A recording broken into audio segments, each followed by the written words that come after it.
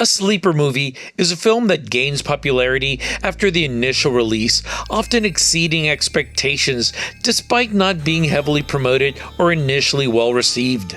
It's an experience that's better than it should be. It's gas station sushi that's edible. It's a dating app date that doesn't catfish you. Or an Uber driver that drives you to your destination without talking about how their teenager is hooked on crack and gives handjobs for cash downtown. So is Weapons unexpectedly good? Or can we add it to the list of uneventful and even downright garbage films of 2025? Let's find out.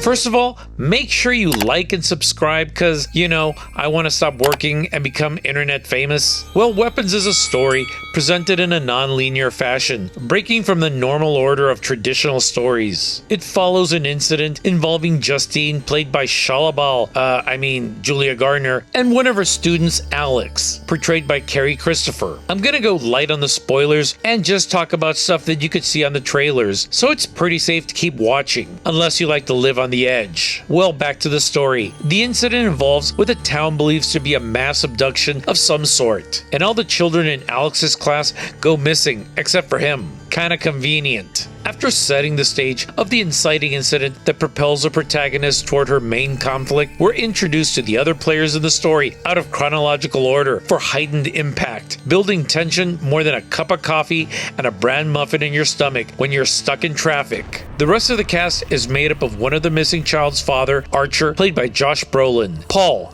played by Alan Enric, known by tens of people for his role in Ironheart, and Benedict Wong as Marcus. When law enforcement turns up Bupkis, Garner and Brolin are compelled to figure out what the hell happened to these kids. And since there weren't any ice raids in the vicinity, it had to be a witch. It delves deep into how flawed individuals deal with a supernatural situation that defies logic more than Cynthia Erivo's casting as Jesus Christ in Jesus Christ Superstar. What's next? A remake of Schindler's List with Lizzo as one of the Jews in the concentration camp? Anyway, I didn't know what I was in for, and it was refreshing to want to stay in the theater and find out what the resolution was. The film definitely kept me more than interested, the characters were all grounded, and the motivations were believable, not an AI approximation of how people act in a crisis. I need to say that I hadn't seen this level of performance from Julia Garner since Ozark, and in fact, I think she outdid herself after the series of missteps like Wolfman and her miscasting in Fantastic Four. And you knew I was going to bring that up. She played an imperfect, complex, and relatable character who was thrust into an extraordinary situation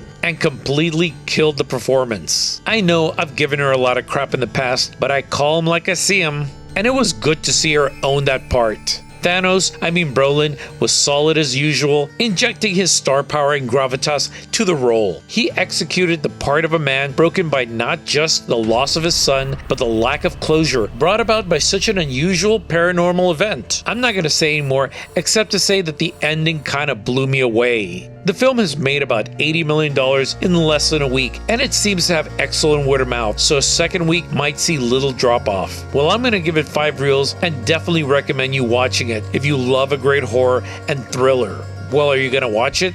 Have you already? And what'd you think? Let me know in the comments below. And as always, keep watching movies.